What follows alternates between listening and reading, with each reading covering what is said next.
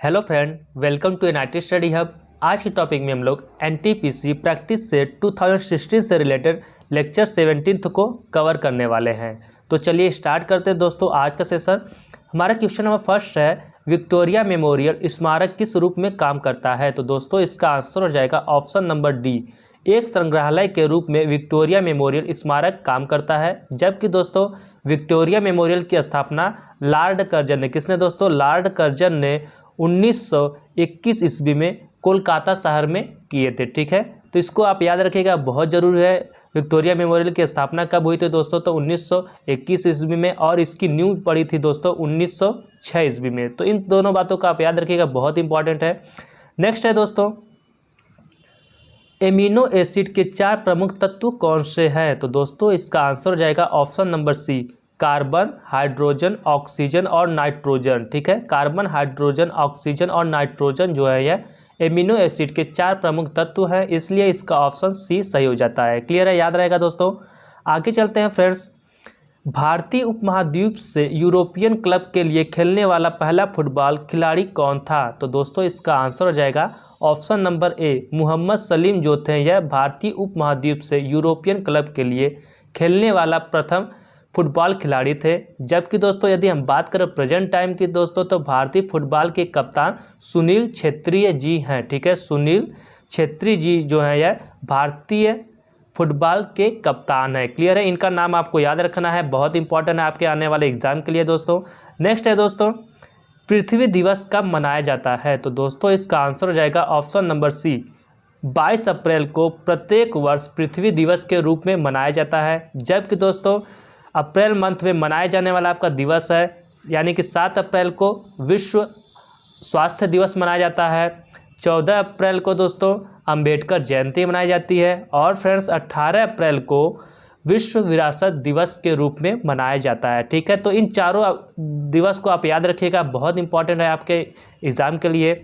Next है friends, Mumbai में परमाणु ऊर्जा संस्था का पुनः नामकरण किस भारतीय परमाणु भौतिक वित्त के सम्मान में किया गया था।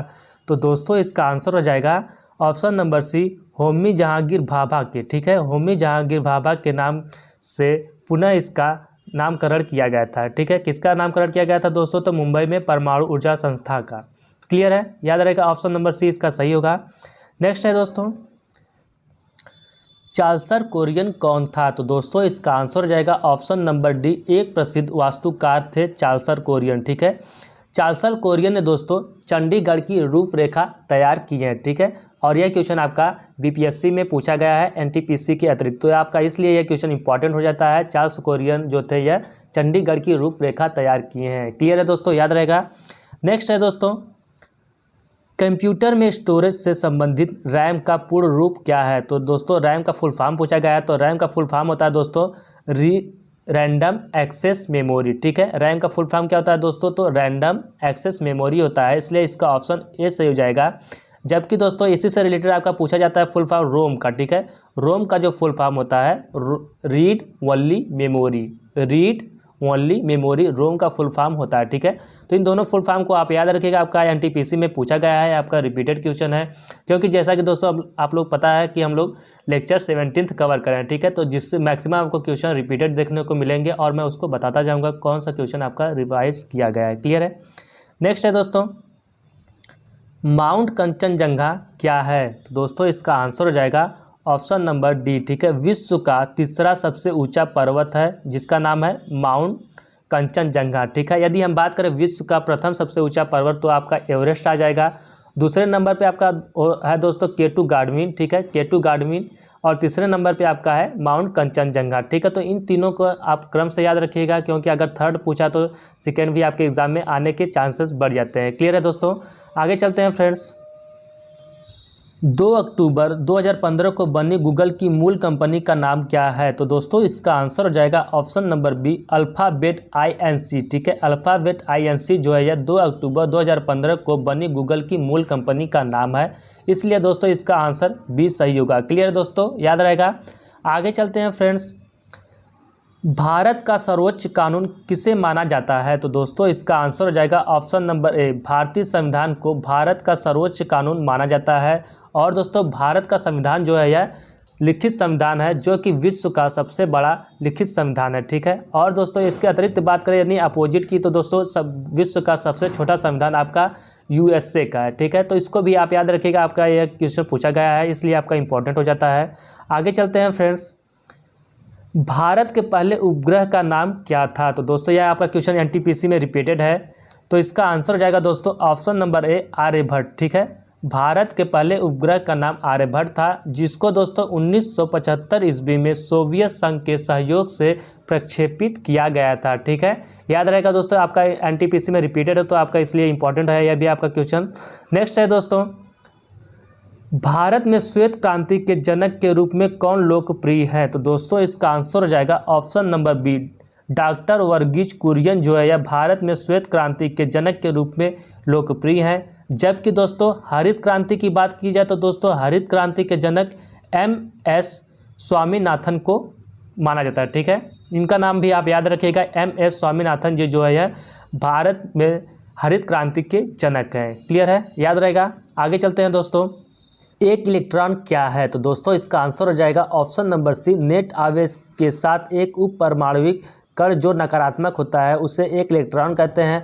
क्योंकि दोस्तों इलेक्ट्रॉन पे आपका निगेटिव चार्ज होता है, प्रोटॉन पे आपका दोस्तों पॉजिटिव चार्ज होता है और न्यूट्रॉन जो होता है वो आपका न्यूट्रल होता है, ठीक है। तो इसको आप याद रखिएगा, बहुत इंपॉर्टेंट है आपका आने वाले एग्जाम में। क्लियर है दोस्तों, आगे चलते हैं फ्रेंड्स, कंप्यूटर विज्ञान में CPU का पूरा नाम क्या है? तो दोस्तों फुल फॉर्म पूछा गया है आपका CPU का, तो आपका इसका आंसर हो जाएगा दोस्तों CPU का फुल फॉर्म जो होता है सेंट्रल प्रोसेसिंग यूनिट होता है, ठीक है। तो यानी कि इसका ऑप्शन बी सही हो जाएगा, सेंट्रल प्रोसेसिंग यूनिट CPU का फुल फॉर्म होता है। और दोस्तों CPU को कंप्यूटर ऑफ ब्रेन कहते हैं, ठीक है, इसको भी आप याद रखिएगा। नेक्स्ट है दोस्तों क्वेश्चन नंबर 15 आपका है, अनौपचारिक रूप से खगोलीय दूरी को व्यक्त करने के लिए लंबाई की कौन सी इकाई का प्रयोग किया जाता है? तो दोस्तों इसका आंसर हो जाएगा ऑप्शन नंबर सी, प्रकाश वर्ष जो है यह अनौपचारिक रूप से खगोलीय दूरी को व्यक्त करने के लिए लंबाई की इकाई है।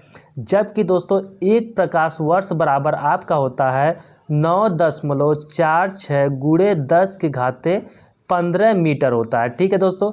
इसके अतिरिक्त फ्रेंड्स आपको याद रखना है, दूरी मापने की सबसे बड़ी इकाई जो होती है आपका पारसेक होता है। क्या होता है दोस्तों? पारसेक जो होता है यह दूरी मापने की सबसे बड़ी इकाई होती है। क्लियर है दोस्तों, याद रहेगा, याद रखना है, बहुत जरूरी है आपके आने वाले एग्जाम के लिए दोस्तों।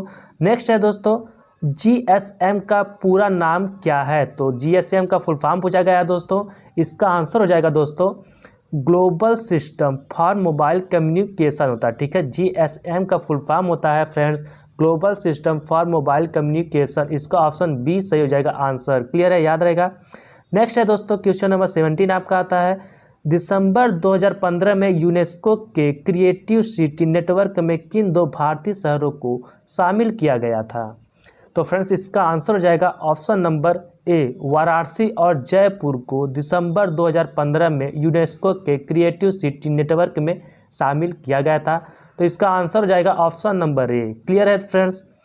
नेक्स्ट है आपका, लसासा द्वीप सागर को और किस नाम से जाना जाता है? तो दोस्तों इसका आंसर हो जाएगा ऑप्शन नंबर सी, लक्षद्वीप सागर के नाम से लसासा द्वीप सागर को जाना जाता है। और दोस्तों लक्षद्वीप जो है यह अरब सागर में स्थित है। किस सागर में स्थित है दोस्तों? तो अरब सागर में आपका लक्षद्वीप स्थित है। और फ्रेंड्स लक्षद्वीप जो है कि यह कोरल निर्मित, ठीक है, क्या नाम है? कोरल निर्मित द्वीप है। तो यह आपका क्वेश्चन पूछा गया है कि लक्षद्वीप किससे निर्मित है? तो आपका कोरल से निर्मित द्वीप है, तो इस नाम को आप याद रखिएगा। क्लियर है दोस्तों, आगे चलते हैं फ्रेंड्स, PV सिंधु कौन है? तो दोस्तों PV सिंधु जो है यह भारतीय बैडमिंटन खेलती हैं। तो इसका आंसर क्या आ जाएगा? ऑप्शन नंबर सी, भारतीय बैडमिंटन चैंपियन है PV सिंधु। क्लियर है, याद रहेगा। आगे चलें दोस्तों, नेक्स्ट आपका है तो दोस्तों जीव विज्ञान में DNA का पूर्ण रूप क्या है? तो दोस्तों DNA का फुल फॉर्म पूछा गया है, तो इसका आंसर हो जाएगा दोस्तों option number B, deoxyribonucleic acid जो होता है यह DNA का फुल फॉर्म होता है। जबकि दोस्तों DNA में पॉलीन्यूक्लियोटाइड पाया जाता है। और दोस्तों DNA जो होता है यह प्रोटीन संश्लेषण को नियंत्रित करता है, ठीक है। तो ये आपका क्वेश्चन रिपीटेड है NTPC में, तो इसको आप याद रखेंगे। आगे चलते हैं दोस्तों, एक अज्ञात भारतीय की आत्मकथा किसने लिखी है? तो दोस्तों इसका आंसर हो जाएगा ऑप्शन नंबर बी, नीरज चंद चौधरी जी ने एक अज्ञात भारतीय की आत्मकथा लिखे हैं। इसके अतिरिक्त दोस्तों नीरज चंद चौधरी जी की जो आपकी पुस्तक है पैसेज टू इंग्लैंड, ठीक है, पैसेज टू इंग्लैंड। और सेकेंड पुस्तक है दोस्तों culture in the vanity bag, ठीक है, बैग होगा ठीक है BAG, culture in the vanity van. Clear है, याद रहेगा। आगे चलते हैं फ्रेंड्स। जुलाई 1905 में बंगाल के विभाजन का आदेश किसने दिया था? तो दोस्तों इसका आंसर हो जाएगा option number C, Lord Curzon ने, ठीक है, लॉर्ड कर्जन ने जुलाई 1905 में बंगाल के विभाजन का आदेश दिया था। और दोस्तों बंगाल विभाजन के विरोध में स्वदेशी आंदोलन हुआ था, ठीक है, स्वदेशी आंदोलन कब हुआ था दोस्तों? तो बंगाल विभाजन के उपरांत। क्लियर है, इसको आप याद रखिएगा। नेक्स्ट है दोस्तों गैल्वेनिकरण एक प्रतिक्रिया है जिसमें लोहे की वस्तुओं पर डैश से बचने के लिए जिंक की परत चढ़ाई जाती है। तो दोस्तों इसका आंसर हो जाएगा ऑप्शन नंबर B, जंग लगने से, ठीक है। गैल्वेनिकरण एक प्रतिक्रिया है जिसमें लोहे की वस्तुओं पर जंग लगने से बचाने के लिए जिंक की परत चढ़ाई जाती है। तो इसलिए इसका आंसर क्या जाता है दोस्तों? Option number B। क्लियर है दोस्तों, याद है, आपको याद रहना चाहिए। आगे चलते हैं दोस्तों। ओवन में थर्मोस्टेट एक ऐसा उपकरण है जो डैश तापमान बनाए रखने में मदद करती है। तो दोस्तों इसका आंसर हो जाएगा ऑप्शन नंबर A, सर्किट पूरा करके, ठीक है। ओवन में थर्मोस्टेट एक ऐसा उपकरण है जो सर्किट पूरा करके तापमान बनाए रखने में मदद करती है। तो इसलिए इसका आंसर क्या आता है दोस्तों? ऑप्शन नंबर A सही होगा। नेक्स्ट है दोस्तों पर्पल फ्रंटियर, अर्थ ड्रैगन, ये सभी किससे संदर्भित हैं? तो दोस्तों आपको ड्रैगन शब्द को चूज करना है। ड्रैगन शब्द जो है आपका चाइना से रिलेट करता है। क्लियर है, तो इसका आंसर क्या जाएगा दोस्तों? ऑप्शन नंबर C, चीन की महान दीवार से, ठीक है। ये जो आपका शब्द है पर्पल फ्रंटियर, अर्थ ड्रैगन, ये आपका चीन की महान दीवार से संदर्भित है, इसलिए इसका आंसर ऑप्शन नंबर C सही होगा। नेक्स्ट है दोस्तों शोर मंदिर कहाँ पर स्थित है? तो दोस्तों इसका आंसर हो जाएगा ऑप्शन नंबर A, महाबलीपुरम में शोर मंदिर स्थित है। क्लियर है, आंसर इसका A सही होगा, याद है दोस्तों। आगे चलते हैं। भारत में आर्थिकी उदारीकरण किस साल शुरू किया गया था? तो दोस्तों इसका आंसर हो जाएगा ऑप्शन नंबर D, 1991 में वित्त मंत्री मनमोहन सिंह ने उदारीकरण की घोषणा की थी, ठीक है। तो आपका यहाँ से क्वेश्चन भी बनता है कि उदारीकरण किसने शुरू की थी? तो दोस्तों मनमोहन सिंह ने। क्लियर है, कब किए थे? 1991 में, याद रहेगा, इंपॉर्टेंट है आपका क्वेश्चंस। आगे चलते हैं। कन्फ्यूशियस कौन था? तो दोस्तों इसका आंसर हो जाएगा ऑप्शन नंबर B, एक प्राचीन चीनी दार्शनिक थे जिनका नाम क्या था? कन्फ्यूशियस था। क्लियर है, इसके अतिरिक्त दोस्तों यदि आपको दार्शनिक नाम को याद रखना है जो कि पाइथागोरस, अरस्तु, प्लेटो, सुकरात, पाइथागोरस, अरस्तु, प्लेटो, सुकरात, यह चारों लोग यूनान के दार्शनिक थे, ठीक है। तो इनका भी नाम आप याद रखिएगा, इसी से रिलेट करता है क्वेश्चन से।